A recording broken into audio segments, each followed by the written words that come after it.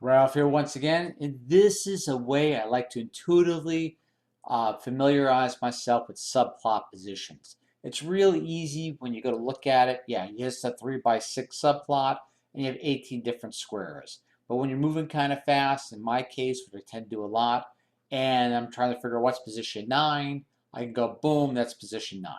At the same time, too, I made it kind of fun visually for myself, like a screensaver, to where these are all random color maps built from a list.